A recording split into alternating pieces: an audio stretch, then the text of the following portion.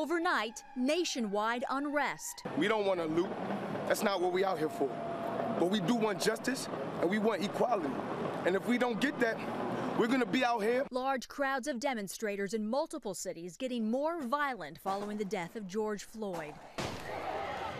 In Washington, D.C., protesters setting a large fire just blocks from the White House, shouting, "You are the threat," to police in riot gear.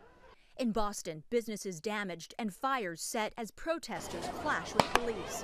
In New York City, many of the demonstrations peaceful. But tensions flaring in Brooklyn overnight, this crowd dispersing near the Barclays Center. And over the weekend, this woman seen in a video obtained by the Daily Mail now facing federal charges after allegedly throwing a Molotov cocktail at a police car. The message is we're peaceful, and I think there are instigators that are erupting in this violence, and it reflects on black people. Curfews in effect in more than 20 cities, including Philadelphia, where stores were ransacked and police officers hit with bricks. In New Jersey, looting seen in Trenton and Atlantic City. Protesters in Atlanta constructing a fence to use as a barricade. And it looks like they're trying to light a fire in the middle of that street right there where they just put up the barricade. They're trying to light that fire with fireworks. And more chaos in Minneapolis, where Officer Derek Chauvin is now charged with murder after he was seen with his knee on Floyd's neck moments before his death on Memorial Day. This dramatic scene playing out at a peaceful gathering Sunday. People marching on a highway bridge. A tanker truck barrels toward the crowd. A semi, there was nobody because they'd stopped traffic.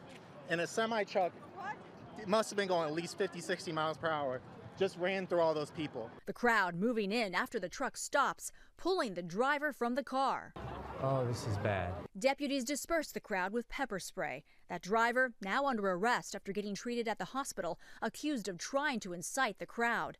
ABC's Marcus Moore is in Minneapolis. It gives you a sense of how volatile things and unpredictable things have been here. And as soon as the curfew went into effect at 8 o'clock local time, soon after that, police began to fire off flashbangs to disperse the crowd that had gathered here. And it's important to note, guys, that the people who gathered here for this massive demonstration, they were peaceful and they wanted it to stay that way. 4 police officers, including Chauvin, have been fired for the incident that led to Floyd's death.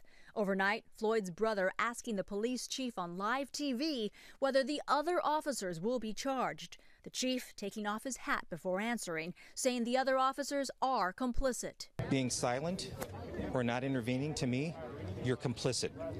Mr. Floyd died in our hands, and so I see that as being complicit. And also speaking out this morning, the owner of the store where Floyd was accused of passing counterfeit bills. He says he wishes his employer never called 911. Calling the authorities on a nonviolent crime should never equate to a death or a murder.